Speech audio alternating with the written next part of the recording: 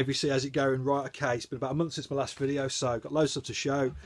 This is hopefully what you can hear in the background. An old favourite. This is Ramsey Lewis, Sun Goddess. Yeah, an absolute classic, so cool. Right, okay. I've got a week off work this week. I've got a week's holiday.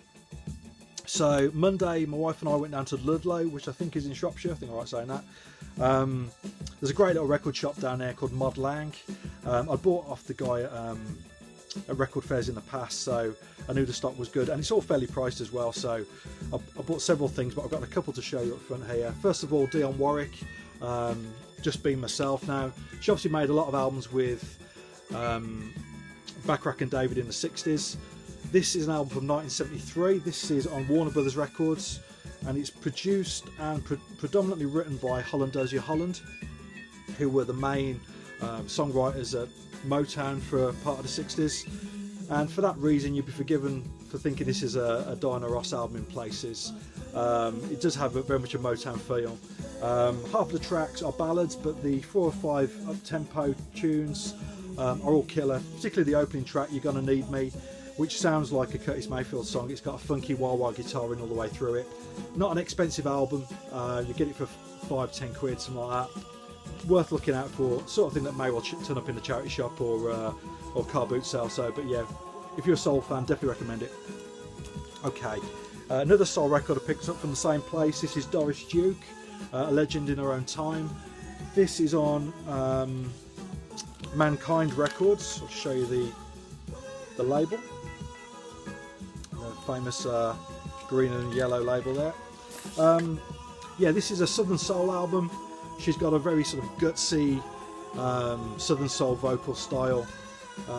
Yeah, really nice record. This is her second album, I think, from 1971. Actually, the closing track on here, I hadn't heard this before picking it up. The closing track on here is a version of By the Time I Get to Phoenix, which I think is probably the best version I've heard. A great vocal on it and a lovely arrangement. But yeah, really nice stuff. Not as good as her debut album, which is worth checking out. Both albums I think are produced by Swamp Dogg, which may mean something to some people, but yeah, very cool. Right, okay. Now, quite often when I'm watching VC videos, I see people who showing records that they picked up in charity shops or thrift stores, that sort of thing, for next to nothing. And I often think, you know, that never ever happens to me. Well, I did find something pretty good a couple of weeks ago. This is George Harrison and Brainwashed. This came out the year after he died, so this obviously is certainly his final album. Yeah, this is an original UK press from 2002. I picked this up for £2.50 in my local Oxfam. Why it was priced, I don't know, because everything else seemed to be, you know, priced right up. But this, for some reason, was put out at £2.5, so snap that up. In great condition, record's hardly played. If you don't know the album, I bought this album when it came out. It's a really nice record, produced by Jeff Lynne, so it does have that typical Jeff Lynne production sound. A friend of mine came round when I was playing this when I first picked it up, and he asked me if I was listening to Tom Petty, which obviously, you know, the Full Moon Fever album that he produced for Tom Petty, as well as the Travelling Wilburys albums. He's got that sort of sound to it, you know what you're getting. But yeah, really good stuff, and some nice material on here as well, so cool. Right, okay, in recent videos I've been showing several UK jazz albums which are, you know, come out this year and last year. This is another release. This is by a group called Ill Considered. The album's called Live at the Crypt Volume 2. Volume 1 came out I think at the end of last year. As you can see, it's a release of 300 copies. Pick this up through Bandcamp. I mean, I'd certainly say check it out on Bandcamp. I think they're putting out an official version of the 2 parts as one double album. Again, that will be a limited release. They tend to be putting everything out in releases of 200 to 300 copies at a time, so it makes them quite collectible and obviously in demand, so they are selling out within hours after release, but worth keeping an eye out for. This album and the previous album that I showed of theirs have been dominating my turntable over the last few weeks. I absolutely love this stuff. It's improvised jazz. They're a quartet, but what I really like about it is that everything basically revolves around a bass. It's clear that although it's improvised, there's they've worked up a theme in advance, which usually revolves around a sort of a rolling bass line. which everybody else then improvises around, and it really works. All their stuff that's come out so far has been top notch, been absolutely great, so can't recommend that enough. I actually got 2 copies of that as well. So right, another UK jazz release. This is Sons of Kemet, Your Queen is a Reptile, which I think is an absolutely wonderful title, a wonderful sleeve. It's on the revised Impulse label.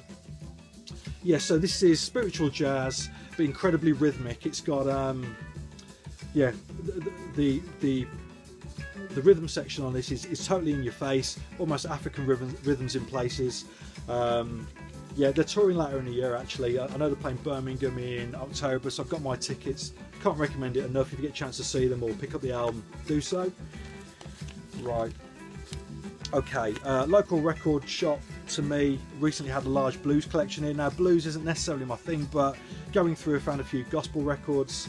The first of which being this compilation. It's on Matchbox Records. I think it must be from the late 60s or very early 70s. It's called Black Diamond Express to Hell, and basically features recordings from churches from between the late 20s through to the early 50s. Absolutely beautiful stuff. So it's a double LP. I think you can actually get copies of this still on Discogs as well. I've seen a couple listed on there, so worth checking out if that's your thing. Right, the same store as well. They had a large jazz collection in at the end of last year, the cream of which went very quickly. I think I've shown some previously that I picked up from there, but when I last went in, he discounted everything down to 50%, which is great, and then gave me further discount on top. So not most of the stuff that I picked up was 10 quid or below. So first up, Felonious Monk at the Black Hawk. This is the Felonious Monk Quartet, sorry, +2, so the 2 being Joe Gordon and Harold Land. It's on Riverside Records. Show you the label. It's the standard blue Riverside label. Now, I love the Riverside label. Great jazz records by the likes of Monk, Cannonball Adderley, Bobby Timmons, but also they put out some lovely soul records as well. So you think about the staple singers, and I think probably some of their best releases came out of Riverside, so always one to check out. I don't have much Monk in my collection actually, just a couple of the most well-known ones, stuff like Straight No Chase and such like, you know. So, but this is a really nice album. Really pleased to pick that up. So that was a good price. Now I got into jazz through soul music. So I first got into the more, you know, sort of Hammond, mod jazz, that sort of stuff. But even now, it is the more soulful players that I prefer listening to. So one of which, and I think the most soulful player for me is Sonny Rollins. This I think is the first album that he put out on Impulse. So it's the standards, you know, gatefold, strong Impulse sleeve. And this is his reworked versions of standards such as On Green Dolphin Street, Three Little Words, and that's a lovely record actually. I picked up a couple of other his albums at the same time, the best of which was this from the early 60s. This is Sonny Rollins, Now's the Time. Again, his versions of reworked standards, so stuff like Round Midnight, Afternoon in Paris, Blue and Boogie, and that's a lovely album. Another jazz album that I picked up, another one on Impulse. Somebody that I don't see shown in the VC very often is Gil Evans. This is Into the Hot, and as you can see, it's on the Spartan Impulse label, which I think is a Canadian version of the label.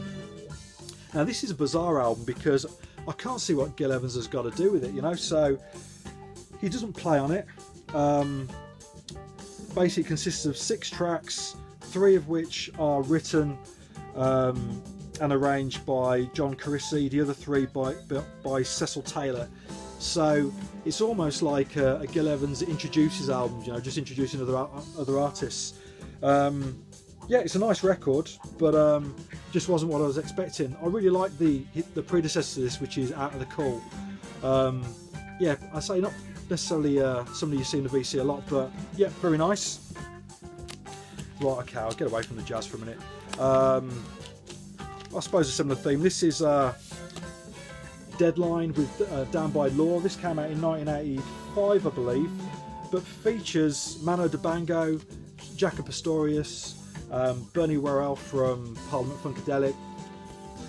It's a strange album because it's basically based around electronic drum programming with samples over the top, and then added musicianship over the top as well. So it feels a little bit like an Art of Noise album, but an African Art of Noise album, you know. So it's certainly interesting. Listen, the best track on here by a long shot is Makosa Rock. So I definitely recommend checking it out on YouTube if you get a chance. But yeah, very nice. It only cost me a couple of quid as well, so cool. Right, talking of cheap records, I'm going to be very quick now. As you may know, I like my disco, so this is Billy Preston, Late at Night. This came out actually on Motown, 1969, 1979 even. And I was expecting it to be really mediocre. All the reviews online say it's pretty average, but I thought this was great. You know, a couple of really strong disco tunes on there. If that's your thing, then worth checking out. And just very quickly, somebody that I don't see shown in the VC very often is Robert Palmer. He made some absolutely wonderful records for Island Records. They sound fantastic, always perfectly produced, a great songwriter and also a great interpreter of other people's music. This is as funky as you like. It's got the meters playing on it basically. Yeah, a couple of real killer funk tunes on this, so definitely worth checking out, and always cheap. Cheers.